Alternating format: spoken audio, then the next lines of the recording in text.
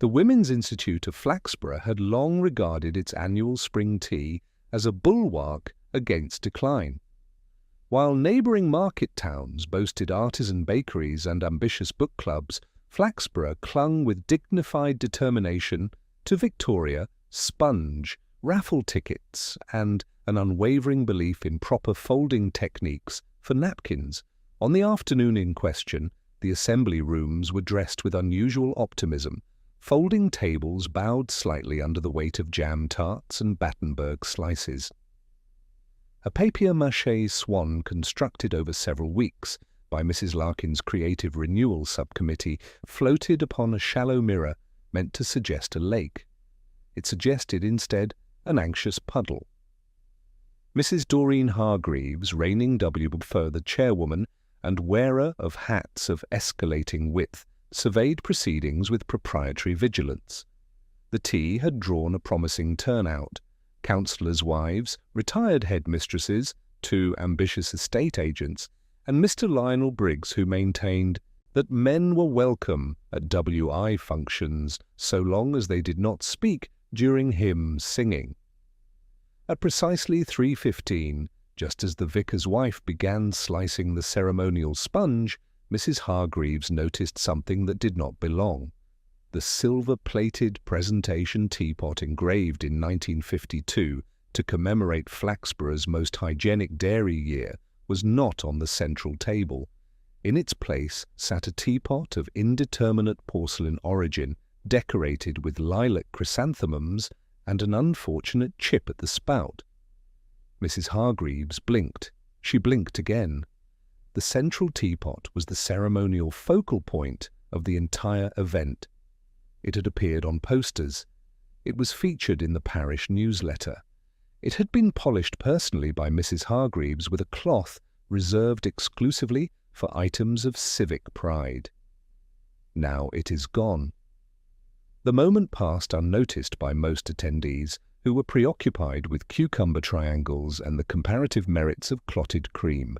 But to Mrs. Hargreaves it felt like a draught had crept under the door.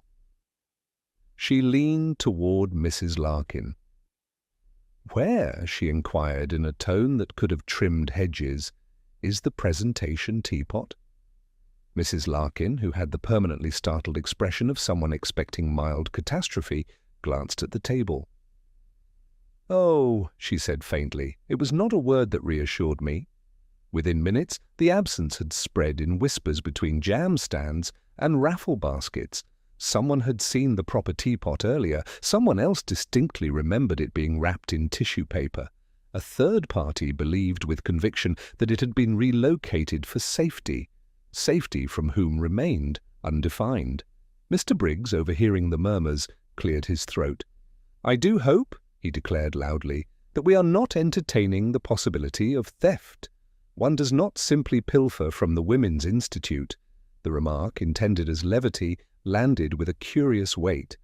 Flaxborough prided itself on being the sort of place where teapots did not vanish. That such a disappearance could occur during a charitable tea bordered on philosophical disturbance. By 3:30, tea was being poured from the chipped impostor under a cloud of speculation. Mrs. Hargreaves maintained composure, but moved about the hall with sharpened vigilance. She questioned the volunteer at the entrance table. She questioned the vicar's wife. She questioned, rather pointedly, Mrs. Larkin.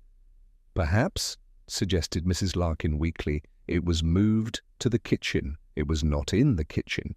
The kitchen, smelling reassuringly of overboiled kettles and industrious sponge, yielded nothing more suspicious than a missing teaspoon, which later emerged from the pocket of Mrs. Cribbin's cardigan. By 4 o'clock, the matter had matured from inconvenience into affront. "Call the police?" ventured one of the estate agents, with a faint air of professional relish. Mrs. Hargreaves hesitated. To involve the police would elevate the incident. It would imply vulnerability. Yet the teapot was not merely crockery. It was municipal heritage in miniature. And so, shortly after the raffle draw, won by Mrs. Cribbin, who accepted her fruit basket with excessive solemnity, a discreet call was placed to Flaxborough Police Station. Inspector Purbright received the message while reviewing a report concerning an improperly tethered donkey. He listened without interruption as the desk sergeant explained that a possibly symbolic teapot had gone astray at the WYT. Perbrite replaced the receiver with gentle precision. He was a man of moderate height, thoughtful brow, and a manner so even it occasionally unsettled those expecting alarm. He had learned that crimes in Flaxborough rarely announced themselves with drama. They tended instead to manifest as social irregularities. A missing teapot, particularly one engraved with civic pride, qualified. He arrived at the assembly rooms just as chairs were being folded and indignation carefully packed into handbags. Mrs. Hargreaves greeted him with the formal restraint of someone determined not to appear hysterical. "Inspector," she said, "thank you for coming. It is, of course, only a teapot." "Of course," Perbrite agreed, "but," she added, "it is not merely a teapot." Perbrite surveyed the room. The impostor porcelain sat at the centre like an apologetic understudy. The papier-mâché swan appeared to observe events with papier-mâché indifference. "When was it last seen?" he asked mildly. Mrs. Larkin stepped forward, before the doors opened. "I placed it on the table myself." "And after that?" Silence rippled. People had been arranging scones, adjusting raffle tickets, and repositioning napkins. No one could pinpoint the precise moment of absence. The loss had occurred in that ambiguous interval between preparation and performance. Perbrite listened to each account without haste. He noted the variations in tone, Mrs. Hargreaves' clipped emphasis, Mrs. Larkin's tremor, Mr. Briggs's faintly theatrical indignation. Is there anyone," he asked gently, "who might bear ill feelings toward the Institute?" The suggestion seemed almost vulgar. The WI was a bastion of civility. It conducted competitions for best chutney. It raised funds for bench restoration. It did not inspire vendetta. And yet, as eyes flickered between one another, Perbrite observed the faintest tightening at the corners of certain mouths. There had been perhaps disagreements over committee appointments. There had been murmurs regarding last year's jam judging. There had been, most recently, the unceremonious resignation of Mrs. Felicity Morrow from the position of treasurer, an event accompanied by what the parish newsletter described as divergent accounting perspectives. Mrs. Morrow was not present at the tea. "She sent apologies," Mrs. Hargreaves said briskly. Perbrite nodded. "I shall make a few inquiries," he said. "It may be that the matter resolves itself." He did not suggest how a teapot might independently return. He merely spoke, as one accustomed to objects reappearing when patience was applied. As he stepped outside into the late afternoon light, the market town continued its routines. A grocer rearranged oranges. Two schoolboys debated football with unearned authority. A bus exhaled at the corner. Flaxborough appeared undisturbed. Yet somewhere within its tidy streets, a silver-plated emblem of communal virtue had been removed with quiet intent. And in a town where reputation was curated as carefully as sponge cake, the disappearance of a teapot might prove less trivial than it first appeared. Inspector Purbright walked back toward the station at a pace that suggested he had nowhere urgent to be, which in Flaxborough often persuaded people to volunteer information before they felt interrogated. He had left the assembly rooms in the same mild light in which he had arrived, but the atmosphere behind him had thickened. The ladies were packing away plates as if packing away outrage. The chipped teapot remained on the centre table like evidence of a social insult. By the time Perbrite reached the high street, the incident had already begun its second life, the one that took place entirely in other people's mouths. A man outside the grocer raised his eyebrows in a manner that implied civic catastrophe. Mrs. Dalloway, no relation to the book, though she liked to mention it, leaned across her shopping basket and told another woman that there had been a dreadful little scene. The dreadful little scene, as far as Purbright could ascertain, consisted of Mrs. Hargreaves saying, "This is most improper," in a voice like the closing of a ledger. At the station, Sergeant Lovegrove waited with the air of a man being forced to take seriously a crime involving jam. Perbrite removed his hat, placed it on the peg, and sat at his desk as though the day had always intended to include a missing teapot. "Any obvious lines?" Lovegrove asked. "Only the usual ones," Perbrite replied. "Access, opportunity, and the curious hunger people develop for other people's property when it carries a little prestige." Lovegrove snorted. "It's a teapot." "It is," Perbrite agreed, "and therefore it is also a message." He asked for the list of volunteers present during preparations. Lovegrove produced a handwritten sheet, smudged with biro and mild resentment. Perbrite read it, and found the names that mattered were never the loudest. Mrs. Larkin, Mrs. Cribbin, the vicar's wife, 2 teenage helpers from the Girl Guides, Mr. Lionel Briggs, and written in a steadier hand, Mr. Raymond Snipe, caretaker of the assembly rooms. "Snipe?" Perbrite repeated. "A bit of a slippery one," Lovegrove said, happy to provide opinions where evidence was thin. "Always got keys, always got a reason for being about." "But he's not a thief, sir. He's just Raymond." Perbrite set the paper down and considered how the teapot would have been removed. Not with flourish, he suspected, not hidden beneath a coat in full view. It would have been lifted at the moment when everyone was looking elsewhere, when sponge cake commanded attention, when raffle tickets were distracted, when politeness prevented direct accusation. The thief, if thief was the right word, would have relied on the town's own manners to protect him. He rose and took a short walk to the marketplace, where people did not mind being asked questions so long as they were asked quietly, in a tone that did not suggest anyone might be wrong. Outside the butcher's, Mrs. Pym, who ran the haberdashery and knew more than she sold, was discussing the tea with a customer. "I heard," she said, "that it wasn't only a teapot."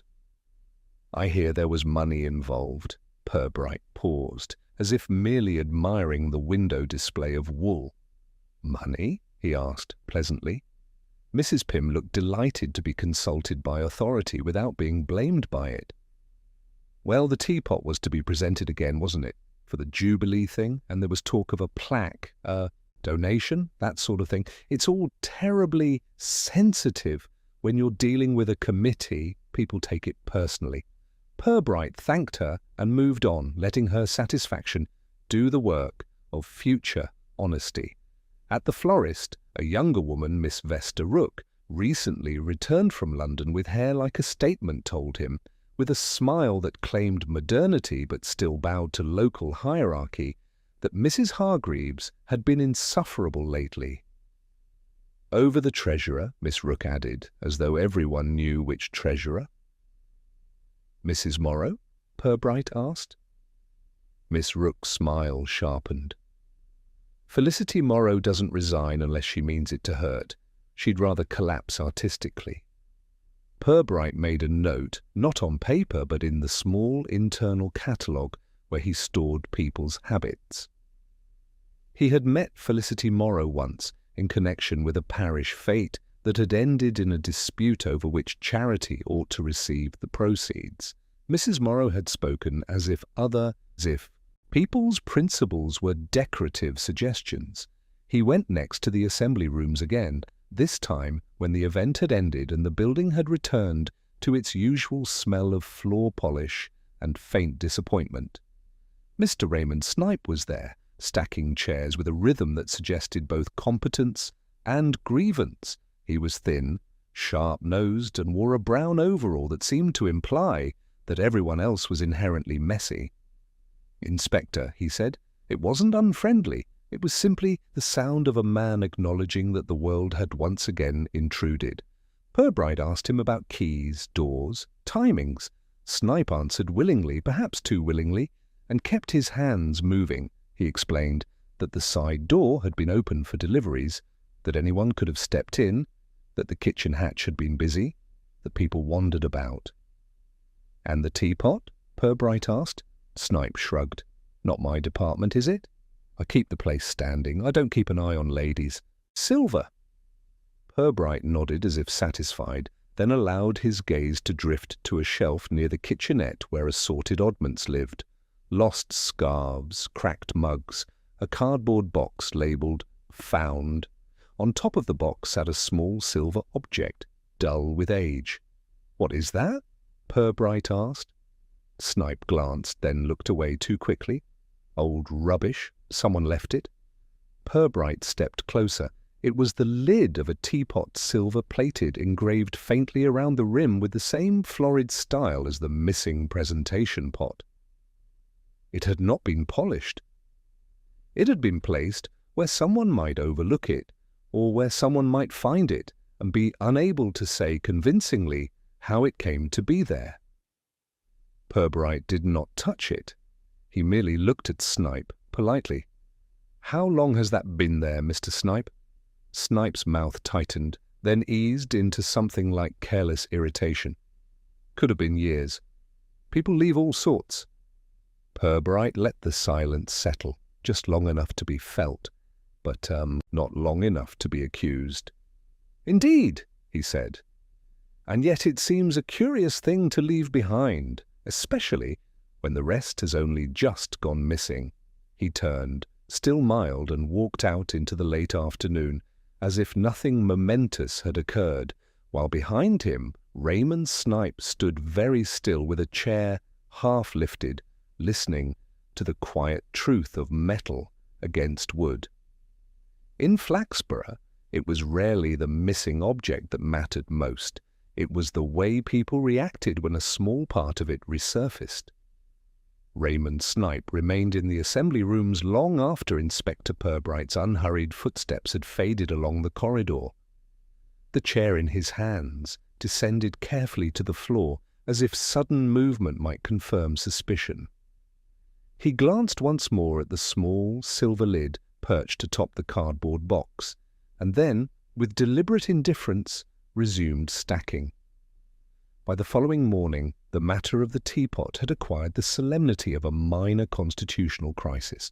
Perbrite, seated at his desk with the silver lid now resting upon a sheet of clean blotting paper, regarded it without touching.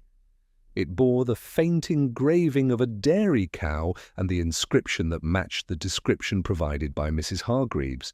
Its hinge was intact. It had not been torn away. It had been removed neatly. Neatly implied intention. Sergeant Lovegrove hovered nearby with cautious interest. "So he had it," Lovegrove said. "Snipe." "He had the lid," Perbrite corrected, "which is not quite the same thing as having the teapot." Lovegrove frowned. "Well, he must have separated it." "Perhaps. Or perhaps it was separated elsewhere and found its way into his keeping for reasons he has not yet found persuasive to share." Perbrite rose and made arrangements for a sequence of interviews that would seem casual to the participants and mildly inconvenient to those with something to conceal. He began with Mrs. Doreen Hargreaves, who received him in her front parlour beneath a framed certificate proclaiming outstanding service to community endeavour. She spoke at length, as though the correct quantity of words might restore dignity. "It was a dreadful embarrassment, Inspector. People will talk. They always do. One tries to maintain standards." "And Mrs. Morrow?" Perbrite asked gently. A fractional pause disturbed Mrs. Hargreaves's composure. "Felicity is theatrical. She resigned over a trivial accounting discrepancy." "Discrepancy? A question of rounding," Mrs. Hargreaves said crisply. She accused the committee of impropriety because £3.80 were unaccounted for during last year's jam competition. "Were they?" Mrs. Hargreaves drew herself up. The amount was absorbed into incidental expenses. Purbright nodded, neither agreeing nor disputing. He noted that indignation flared most brightly when reputations were pricked. From there he visited Mrs. Felicity Morrow, who resided in a narrow townhouse filled with polished surfaces and controlled lighting. Mrs. Morrow received him in a sitting room arranged with deliberate symmetry. "I expected you," she said calmly. "Flaxborough cannot digest a missing teaspoon without summoning authority." "Teapot?" Perbrite corrected. "Ah, yes, the emblem of righteousness." She poured coffee without asking whether he preferred tea, which Purbright considered revealing. "You were not present at the WIT," he observed. "I was not invited to contribute," she replied, her tone hovering between injury and triumph. "After my resignation, it was deemed delicate." "Your resignation was related to funds?" Mrs. Morrow's smile thinned. "To transparency. One cannot manage communal money as if it were loose change. In a biscuit tin?" Purbright allowed silence to sit between them. Mrs. Morrow filled it, as people often did. Doreen Hargreaves confuses leadership with possession. She polishes that teapot as if it were a crown. "Did you take it?" Purbright asked, as mildly as if inquiring about sugar. Mrs. Morrow did not flinch. "Inspector, I prefer my statements to be deliberate. If I wished to humiliate the WI, I would not steal crockery. I would publish minutes." It was, Perbrite reflected, not a denial so much as a declaration of taste. He left her with thanks and walked to the marketplace, where Mr. Lionel Briggs was conducting a conversation that seemed to require frequent throat-clearing. Briggs was eager to express outrage, and even more eager to direct it. Felicity always thought herself superior, Briggs confided, didn't like the way things were run. And Snipe, well, he's always resentful about something. Says he's underpaid. "Underpaid?" Perbrite echoed. "For the hours he keeps. Claims he does more than the council acknowledges." Perbrite stored that too. By late afternoon he returned to the assembly rooms. Raymond Snipe awaited him with an expression carefully neutral. "You found the lid?" Snipe said. "I did." Snipe folded his arms. "I didn't steal it. I did not say—" "You did." Snipe's eyes flickered. "It was there when I came in to lock up. On the side table near the kitchen. I thought someone had broken the thing and left it." "And you did not mention it?" "What was I to mention? That someone mishandled a teapot? I have enough to manage without ladies accusing me of sabotage." Perbrite regarded him steadily. "You placed it on the shelf." "Yes, where it might be found." Snipe hesitated or forgotten. There it was. Not theft, but the suggestion of resentment. A small protest, perhaps, a lid removed to imply imperfection, but the teapot itself remained absent. As Perbrite prepared to leave, his gaze moved again around the room. The tables were bare now. The mirror that had served as a lake lay flat against the wall, the papier-mâché swan leaning sideways. Something else was missing. "Mr. Snipe," he said quietly, "where is the cardboard box labelled 'Found'?" Snipe turned, startled. The shelf where it had rested stood empty. "It was there yesterday," Snipe said. "Indeed," Perbrite replied.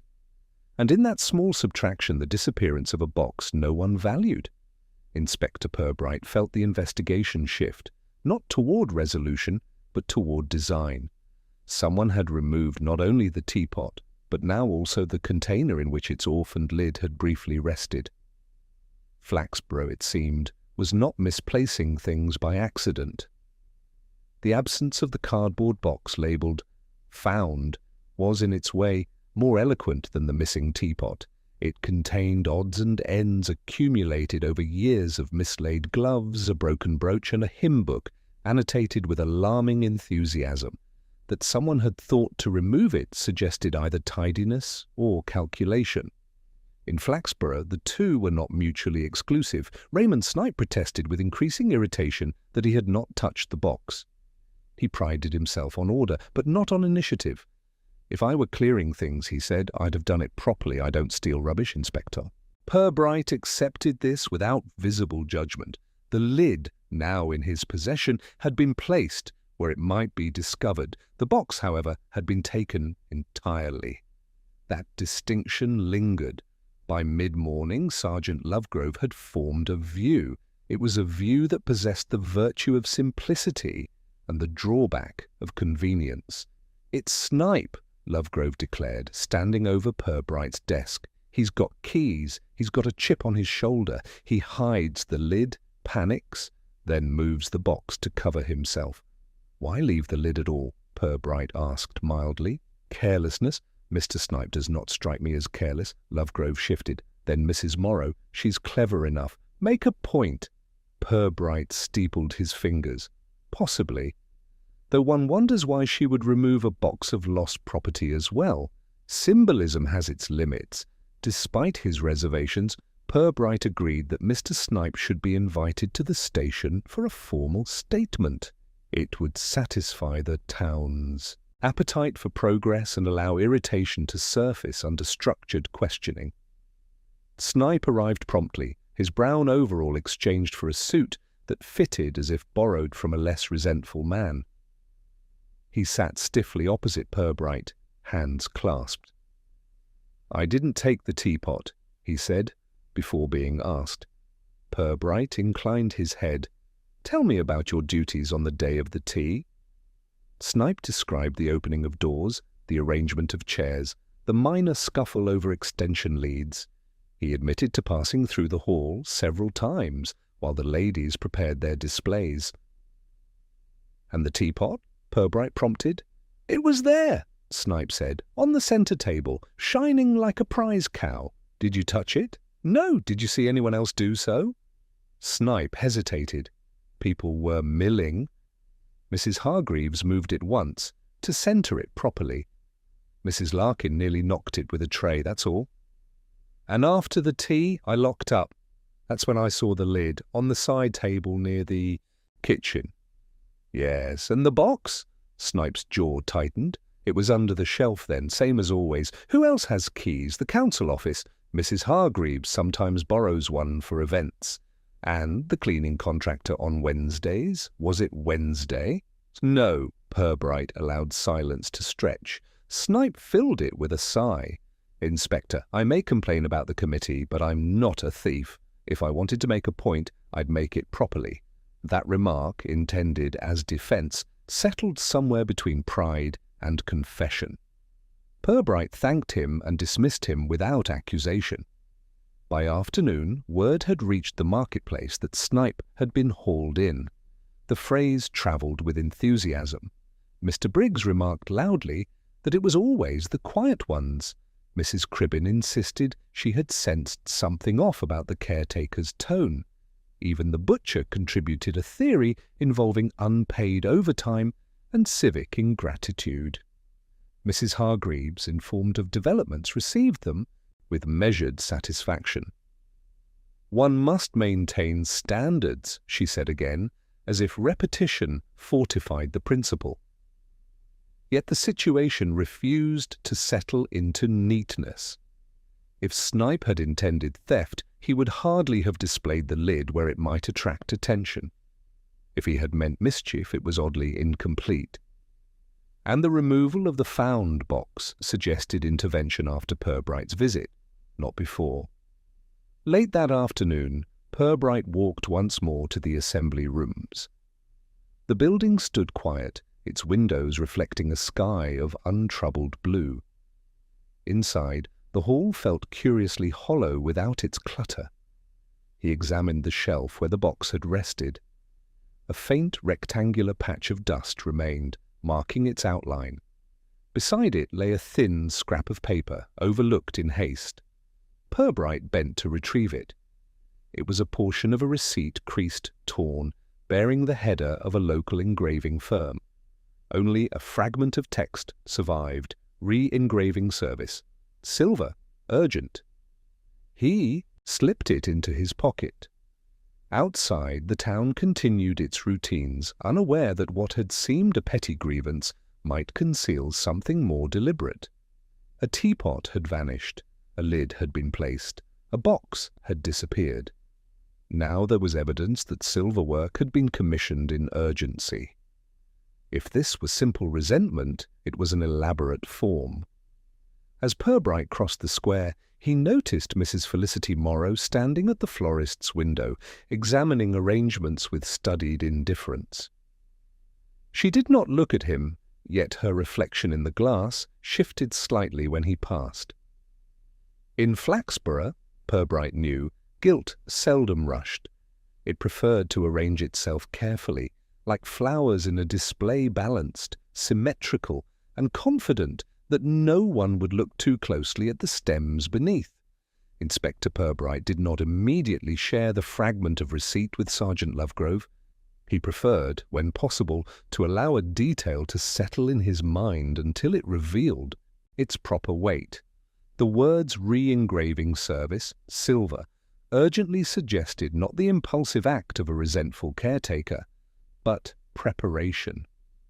The engraving firm in question, Barstow and Kellett, occupied a narrow shop just off the high street, its window modestly displaying trophies, christening spoons, and commemorative plaques of determined sentimentality. Mr. Edwin Kellett himself, a precise man with spectacles that magnified both curiosity and caution, received Perbrite with professional cheer. "Inspector," he said, "what may I polish for you?" Perbrite produced the torn fragment. "I am interested in a recent urgent commission involving silver." Mr. Kellett adjusted his spectacles and examined the scrap.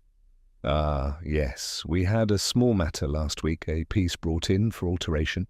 "Alteration?" Perbrite repeated. "The inscription required correction," Kellett said delicately. "A date?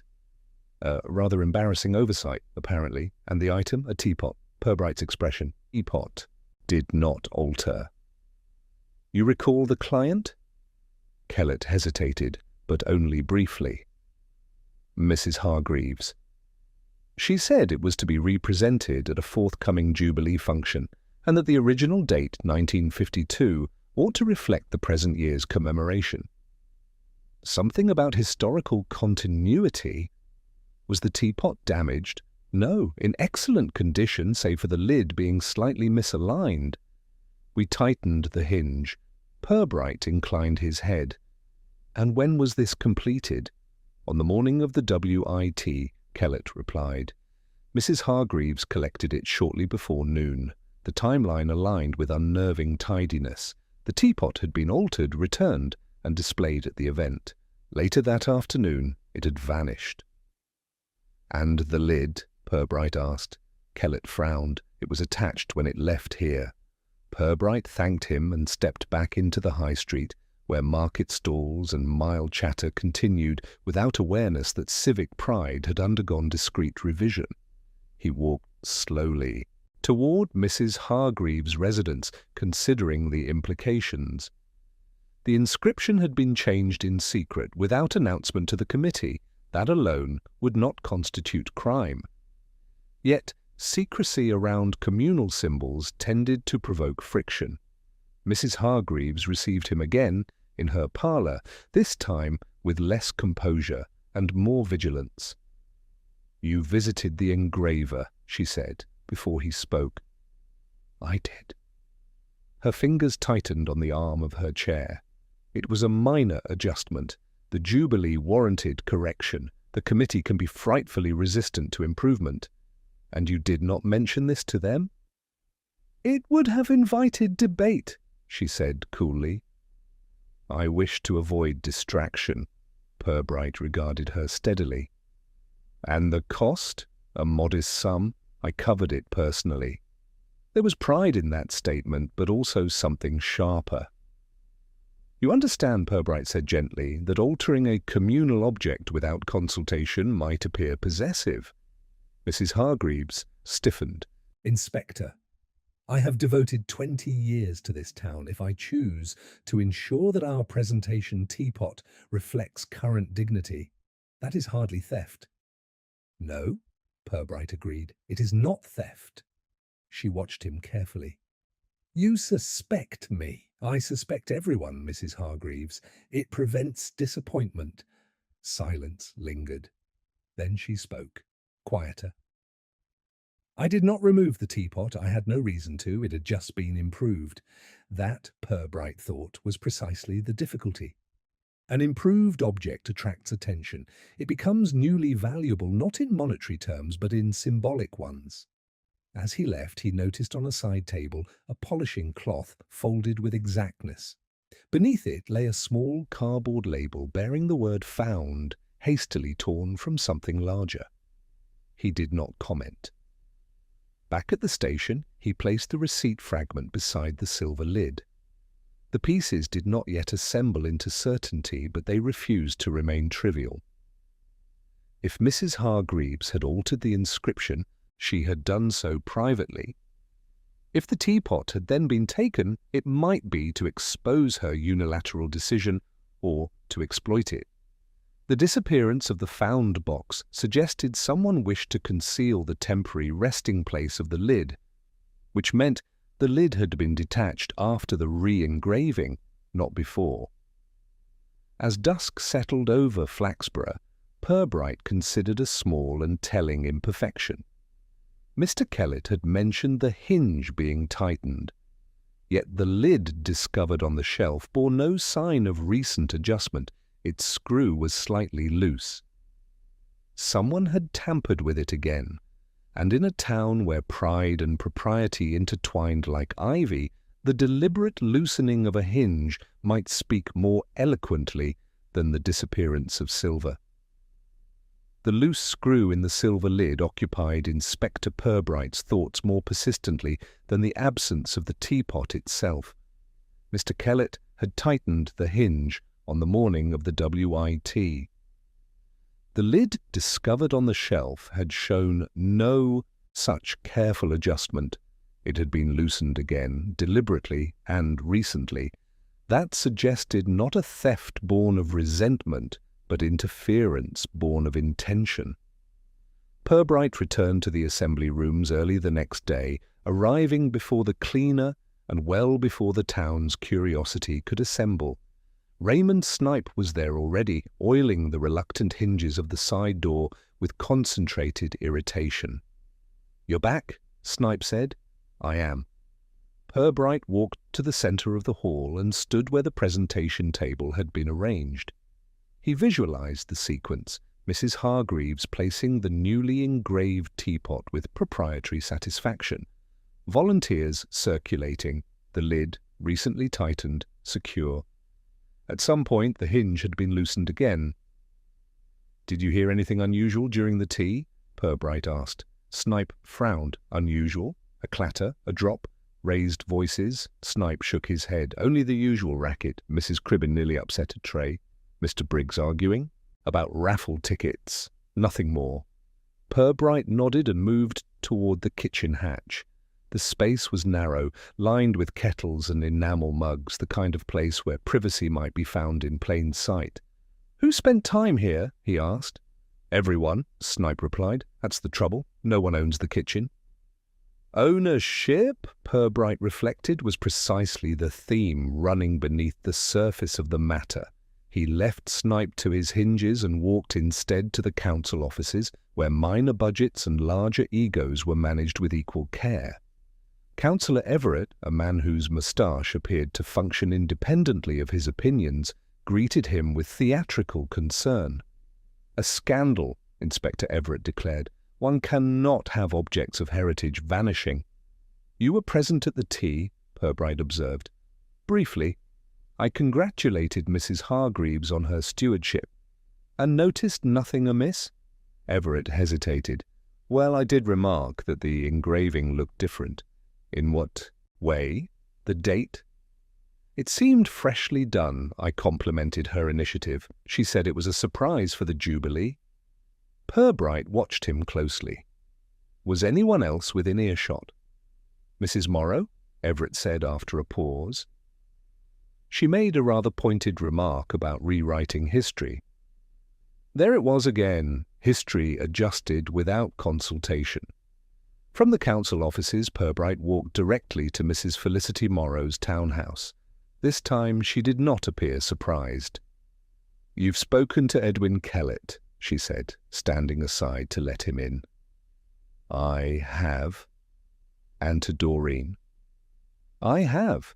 Mrs. Morrow poured real tea this time and set the cup before him with measured grace. She altered the inscription without informing the committee, Mrs. Morrow said. Typical. She believes virtue improves with editing. Did that anger you? Perbrite asked. Mrs. Morrow smiled faintly. Inspector, I do not require crockery to make a point. And yet you were present when Councillor Everett mentioned the new engraving. I was. And you commented? I said that history rarely benefits from unilateral amendments. Purbright sipped his tea. Did you examine the teapot? Only in passing. Did you touch it? Mrs. Morrow's gaze sharpened. No, there was no tremor in her voice. If she lied, she did so with discipline. As Perbrite rose to leave, his attention caught upon a small object on the sideboard, a screwdriver, delicate, suited to fine adjustments rather than carpentry. It lay beside a stack of household bills. Do you often repair silverware? He asked lightly. Mrs. Morrow followed his gaze. I prefer my possessions maintained, she said coolly. Unlike some. Outside, the town hummed with midday routine. Yet the circle of involvement had widened, Mrs. Hargreaves with her private re-engraving, Councillor Everett with his compliment, Mrs. Morrow with her pointed remark, Raymond Snipe with his resentment and his proximity. Each possessed a motive of a sort: pride, indignation, irritation, principle. None yet possessed the clarity of guilt. By late afternoon, a new murmur stirred through Flaxborough. A member of the WI, Mrs. Larkin, had discovered that the minutes book from the previous committee meeting was missing from the assembly room's cupboard. It had been there before the tea. It was not there now. Perbrite received the information without a visible alarm. The disappearance of a teapot might be theatrical. The disappearance of minutes was administrative. And in a town where reputations were documented with meticulous care, the loss of written record suggested that the matter had moved beyond symbolic grievance. Someone was not merely interfering with silver, someone was adjusting the story. The absence of the minute book altered the character of the investigation in a manner far more unsettling than the vanishing of engraved silver. A teapot might be dismissed as an ornament, a written record could not. In Flaxborough, minutes were the town's conscience, drafted in careful script and approved with ceremonial nods. Mrs. Larkin discovered the loss on Thursday morning when she went to retrieve the ledger in preparation for what she described with visible strain as procedural reassurance. The cupboard behind the assembly room stage, usually secured with a modest brass lock, stood ajar. Inside, hymn sheets and bunting were present. The leather-bound minutes book was not. Inspector Purbright examined the cupboard himself. There were no signs of forced entry. The key, he was informed, was kept in a tin labelled miscellaneous on the kitchen shelf. Accessible to all? He asked. Mrs. Larkin hesitated. Well, yes, in principle. In practice, Perbrite suspected, certain hands felt more entitled than others. The timing proved suggestive. The minutes book contained, among other matters, the record of Mrs. Morrow's resignation as treasurer and the subsequent discussion somewhat strained regarding the unaccounted £3.80. It would also include any objections raised about financial handling and the committee's response. If someone wished to amend history, Perbrite remarked gently, removing the written version would be efficient. Mrs. Hargreaves stiffened. Are you implying I am implying nothing? He replied. Only observing that silver and paper have both suffered. Word spread swiftly. By noon, the high street carried the flavour of scandal rather than curiosity. The butcher suggested that fraud was involved. The estate agent speculated about reputational collapse. Mr. Briggs declared with renewed volume that the WI had lost control of its assets. Raymond Snipe bore the brunt of renewed suspicion. His access to keys and cupboards rendered him convenient, yet his protestations, though sharp, were consistent. "I don't care about their scribbles," he told Purbright. "If they've lost their book, they can blame themselves. I don't meddle in minutes." Purbright observed him closely. Irritation radiated, but there was no flicker of concealed triumph. In the afternoon, Purbright requested a small gathering at the assembly rooms under the pretext of clarifying procedural detail. Present were Mrs. Hargreaves, Mrs. Morrow, Councillor Everett, Mrs. Larkin, and Raymond Snipe. The hall felt less welcoming without its celebratory trimmings. Perbrite spoke with deliberate calm. "The teapot was re-engraved without committee knowledge," he began. "It was displayed, then removed. Its lid was detached and later found. The found box was taken. Now the minutes book is missing." He allowed the list to settle. "These events are connected," he continued. "The question is whether they form an act of protest, concealment, or correction." Mrs. Morrow's expression remained composed. Mrs. Hargreaves's chin lifted fractionally. Councillor Everett studied the floor as though considering budgetary implications. "Correction?" Mrs. Hargreaves repeated coolly. "An attempt," Perbrite said, "to adjust perception." Mrs. Morrow gave a soft, ironic laugh. "How very philosophical." "Not philosophical," Perbrite replied. "Practical. If the inscription was altered quietly, and if the minutes record disagreement about finances, someone might prefer both to disappear." Mrs. Larkin's eyes widened. "You think someone is hiding the discussion?" "Or enhancing it," Perbrite said mildly. The gathering dissolved without resolution, yet something had shifted. Suspicion no longer rested neatly upon Raymond Snipe. The removal of the minutes required not resentment, but awareness of their content. As the others departed, Perbrite lingered near the stage. The curtains, seldom drawn, revealed a shallow storage space behind. A faint scrape on the wooden floor caught his attention, and a recent movement of something heavy. He knelt and reached behind the stacked, folding tables. His hand touched leather. The minutes book lay there, not destroyed, but carefully wrapped in brown paper as if awaiting retrieval. On top of it rested the missing cardboard box labelled "Found." Inside the box was the silver teapot, polished, its new engraving gleaming faintly in the dim light. The lid, however, was absent. Perbrite remained still for a moment, absorbing the arrangement. The teapot had been hidden, not stolen. The minutes had been removed, not burned. The box had been used as a container, not discarded. This was not vandalism. It was staged. He rose slowly, leaving the objects undisturbed. Whoever had placed them here intended their eventual discovery, but not yet. The concealment was temporary, perhaps awaiting a moment of calculated revelation. As he stepped back into the hall, Mrs. Felicity Morrow re-entered, ostensibly to collect a forgotten scarf. Her gaze flickered toward the stage before returning to him. "Inspector," she said lightly. "Progress?" "Considerable," he replied. She inclined her head, her expression unreadable. In Flaxborough, truths did not explode into view. They were arranged, positioned, and unveiled with care. And someone, Perbrite now felt certain, was preparing precisely such an unveiling. Inspector Purbright did not immediately reveal the discovery behind the stage. He replaced the folding tables precisely as he had found them and stepped back into the hall with the untroubled air of a man who had confirmed nothing more dramatic than dust. Mrs. Felicity Morrow stood near the doorway, her gloved hands resting lightly upon her handbag. She had returned, she said, for a scarf. The scarf in question lay folded on the back of a chair, 3 feet from where she stood. "You have a habit of arriving at transitional moments," Perbrite observed pleasantly. Mrs. Morrow's lips curved faintly. "Transitional moments are when the truth tends to loosen its grip." "Indeed," he replied, "and sometimes when hinges do." Her gaze flickered briefly, almost imperceptibly.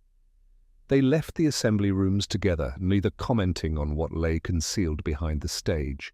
Purbright walked slowly toward the church clock. The church clock declared the hour with modest authority. Purbright walked slowly toward the station, allowing the pattern to settle in his mind. The teapot had been re-engraved without consultation. Mrs. Hargreaves had altered history in pursuit of dignity. Mrs. Morrow had objected publicly and privately to the manner in which the committee handled money and records. The minutes book documented that dispute.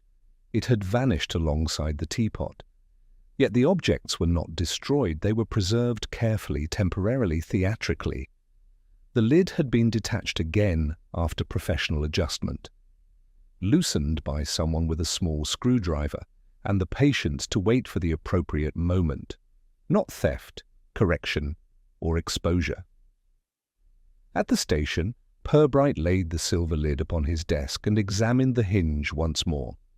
The screw bore a faint scratch not consistent with the engraver's tools. It was the sort of mark produced by a domestic implement, perhaps one retrieved from a sideboard drawer. He closed his eyes briefly, considering human nature rather than hardware. In Flaxborough, reputation functioned as currency. Mrs. Hargreaves' authority derived from visible stewardship. Mrs. Morrow's influence derived from intellectual challenge.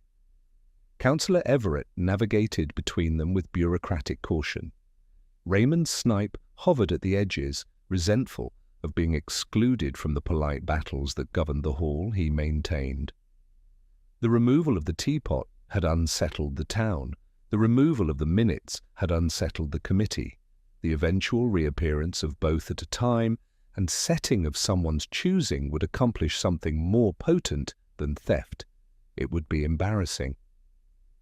Later that afternoon, Purbright visited Mrs. Larkin under the guise of clarifying procedural detail. She answered questions with the anxious precision of a woman who feared collective disapproval more than legal consequence. "Was there any discussion," Perbrite asked gently, "during the last meeting about altering the inscription?" Mrs. Larkin hesitated. "Not officially." "Unofficially?" She lowered her voice. "Felicity mentioned that if the Jubilee were to be acknowledged, it should be done transparently. Doreen said it would be handled." "And was it?" Mrs. Larkin glanced toward the window as though the street might overhear. "Not by vote." Purbright thanked her and left. As evening fell, he walked once more past Mrs. Hargreaves's house. Through the parlour window he observed her seated upright, polishing something with measured strokes. The object, gleaming faintly, was not the missing teapot. It was another piece of silver, equally ceremonial. He wondered whether she sensed that her unilateral act had provoked not theft, but retaliation. Meanwhile, at the edge of the marketplace, Mrs. Morrow paused beneath a street lamp, examining a small object in her hand before slipping it back into her handbag. The gesture was slight, but deliberate. Perbrite did not approach her. He had no need. He returned instead to the assembly rooms after dark. The building stood quiet, its windows reflecting his own silhouette. Inside he walked calmly to the stage, drew aside the tables, and retrieved the hidden items. The teapot gleamed with fresh engraving. The minutes book, when opened, revealed nothing altered yet. No pages had been removed, no lines crossed out. He replaced both carefully and secured the stage area with his own discreet measure, a strip of paper placed subtly in the hinge of the curtain, easily broken, but impossible to reassemble without notice. If someone intended a theatrical revelation, they would require access again. And when they did, Purbright intended to be present. Flaxborough slept that night under the illusion of returning calm. Yet beneath the stage of its assembly rooms lay not merely silver and ink, but a quiet contest over ownership of narrative. And Inspector Purbright, patient as ever, prepared to watch the performance unfold. The strip of paper Inspector Purbright had lodged within the stage curtain hinge did not survive the night. He discovered this at 7:30 the following morning, when he returned to the assembly rooms under the pretext of confirming that municipal property remained undisturbed. The paper had fallen in 2 clean halves upon the floor. The folding tables had been shifted and replaced with careful approximation. Behind the stage, the brown paper parcel lay as before. The minutes book remained intact. The cardboard box labelled "Found" remained in place. The silver teapot gleamed faintly in the filtered light. The only difference was absence. The lid was no longer inside the box. Perbrite stood still for a long moment, absorbing the implication. Whoever had entered during the night had not taken the teapot, nor destroyed the record. They had removed only the lid, the single piece that rendered the object incomplete and symbolically flawed. He examined the hinge of the teapot. The screw had been tightened once more, though imperfectly. The faint scratch from a domestic screwdriver remained visible. He replaced everything precisely as he had found it and walked out into the cool morning air. The town was stirring, milk bottles stood in expectant lines, and curtains parted with habitual curiosity. By mid-morning he had arranged what he described to Sergeant Lovegrove as a small administrative clarification. Notices were sent, politely worded invitations rather than summonses, to Mrs. Hargreaves, Mrs. Morrow, Councillor Everett, Raymond Snipe, and Mrs. Larkin. The meeting was to be held that evening in the assembly rooms, ostensibly to confirm inventory and restore confidence. "It's a teapot, sir," Lovegrove muttered. "It is a principle," Perbrite replied. The appointed hour arrived with quiet inevitability. The hall bore none of its earlier festivity. The tables were arranged in a semicircle, lending the gathering the air of a modest tribunal. Mrs. Hargreaves sat upright, gloved hands folded.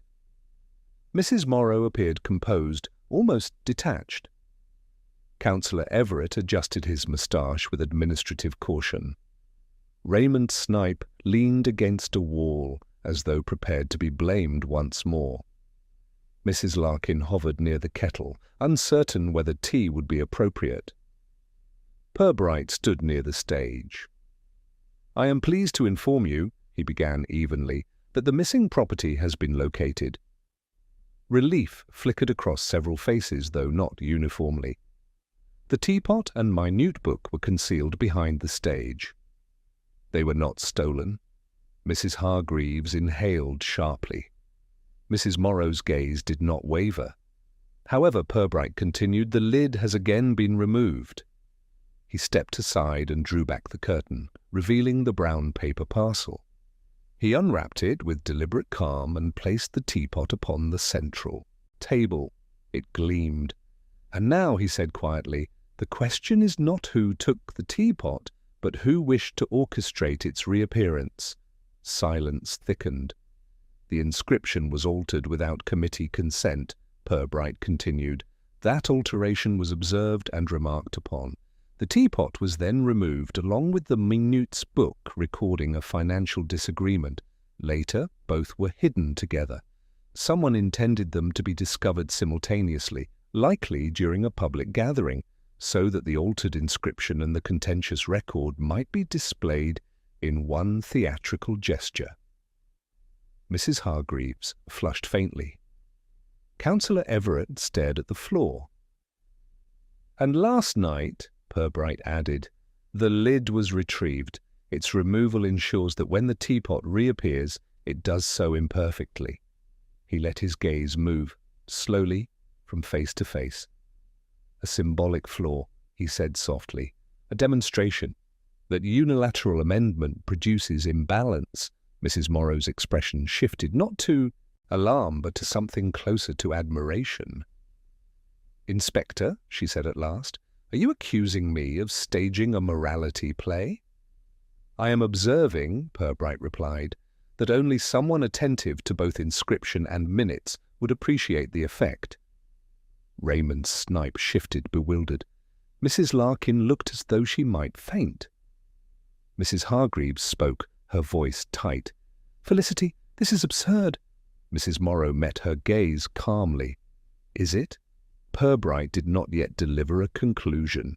He merely allowed the weight of inference to rest upon the assembly. Outside, the church clock marked the hour with quiet authority. Inside, beneath the bright lights of the assembly rooms, the teapot sat lidless, its new engraving shining, its absence conspicuous. And in that small, deliberate imperfection, the performance approached its final act.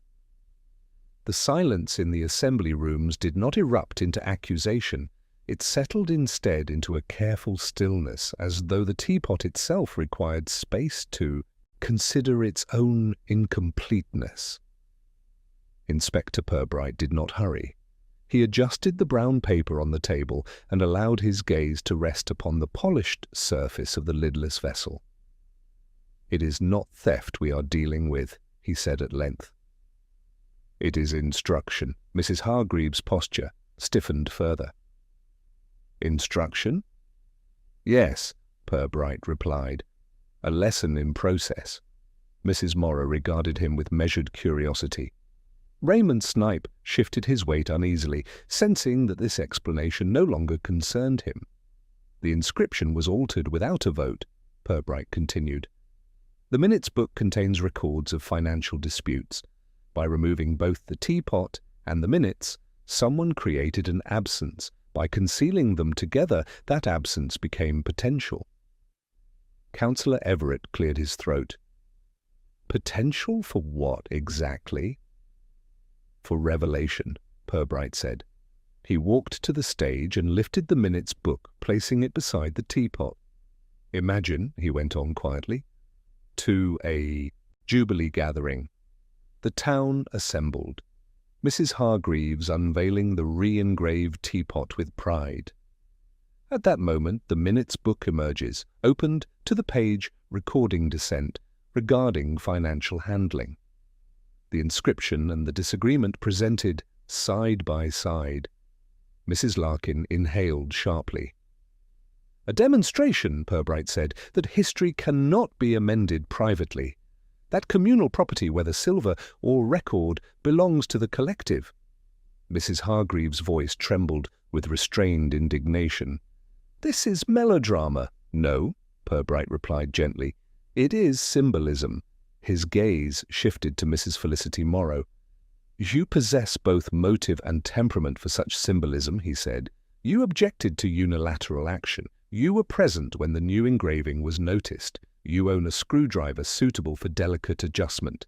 And last night you returned to retrieve the lid." Mrs. Morrow did not deny it immediately. Instead, she regarded the teapot as though assessing a flawed sculpture. "You cannot prove I removed it," she said calmly. "No," Perbrite agreed, "but you do not need to deny it either." He lifted the teapot carefully and turned it slightly, so that the fresh engraving caught the light. "You did not intend to keep it," he said. "You intended to return it publicly, imperfectly, so that the town would see that private correction produces visible imbalance." Mrs. Hargreaves' face had drained of colour. "And the minutes?" Councillor Everett asked weakly. "They were to be read," Perbrite said, "not altered, displayed. Evidence that governance requires consensus." Mrs. Morrow's composure faltered, though only slightly. "I was not going to destroy anything," she said at last, "only to prevent concealment." "By staging exposure?" Perbrite replied. Raymond Snipe exhaled in visible relief. "So it wasn't me?" "No," Perbrite said, "it was not you." Mrs. Hargreaves turned to Mrs. Morrow, her voice tight. "You would humiliate the Institute over £3, Mrs." Morrow met her gaze steadily. "Over principle." Silence fell once more, heavier now. Perbrite replaced the teapot upon the table and spoke with quiet finality. "The object has been recovered." The record remains intact. No permanent damage has occurred. I see little value in formal charges over a lesson already delivered. Mrs. Morrow's shoulders relaxed, though her eyes remained bright with defiance. You have made your point, Purbright continued, looking from one woman to the other. Both of you, he turned to Mrs. Hargreaves. Consultation prevents theatre, then to Mrs. Morrow, and theatre invites unintended consequences. The teapot, lidless yet gleaming, seemed to embody both truths. Outside, evening settled across Flaxborough with habitual calm. Inside the assembly rooms, reputations stood exposed not by accusation, but by implication. Inspector Perbrite allowed the weight of understanding to do what prosecution could not, restore balance without spectacle. The final gesture, he sensed, would not be his to make. No one applauded in the assembly rooms. The absence of applause suited Flaxborough better than any display of outrage might have done. The lesson, having been articulated without a raised voice, required no further punctuation.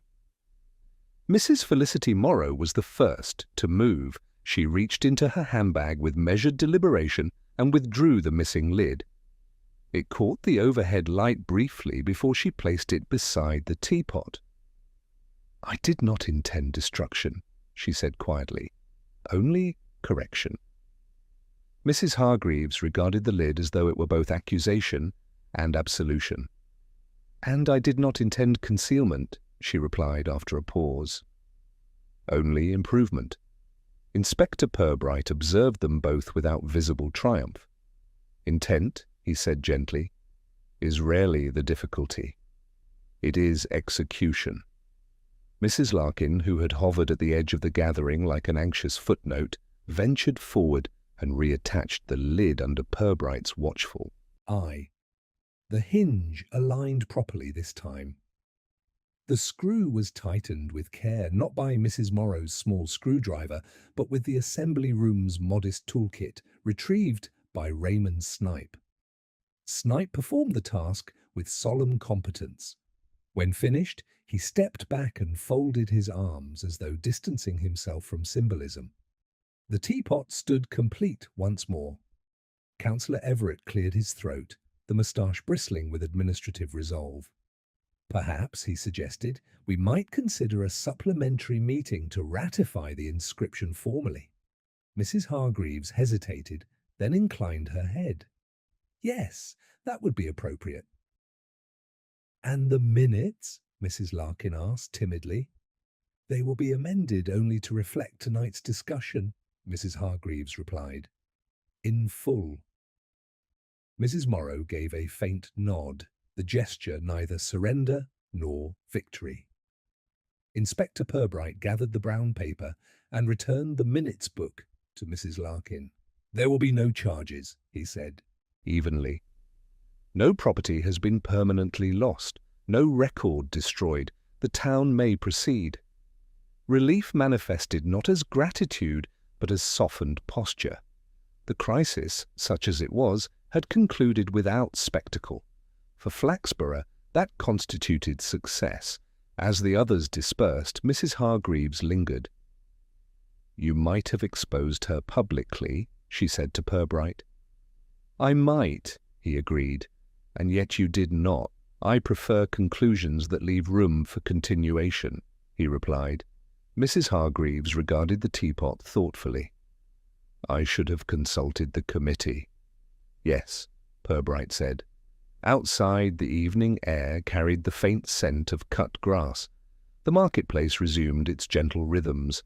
Word would spread, of course, though in moderated form. The teapot had been misplaced. The minutes had been misfiled. Differences had been resolved. By the time the Jubilee arrived, the presentation teapot occupied its rightful place at the centre of the WI display, its inscription formally endorsed. Mrs. Hargreaves announced the update with dignified brevity. Mrs. Morrow applauded once. No one mentioned hinges. Raymond Snipe locked the assembly rooms that evening with particular care, glancing once at the polished silver before extinguishing the lights. He felt, for the first time in several days, unburdened by suspicion. Inspector Purbright returned to his desk the following morning and resumed review of a report concerning an improperly tethered donkey. He placed the file upon his blotter with the same mild precision he had applied to the teapot. Flaxborough settled once more into its accustomed equilibrium. The WI continued to fold napkins and debate raffles. The council debated budgets. The high street hummed with manageable speculation. The teapot gleamed, its lid secure, its history intact, both amended and acknowledged. Inspector Perbrite understood that order in a small town was rarely about preventing mischief. It was about guiding pride and principle into alignment before they fractured something more fragile than silver. He closed the donkey file, reached for his pen, and returned to paperwork, content that the only lesson remaining was one the town would quietly remember.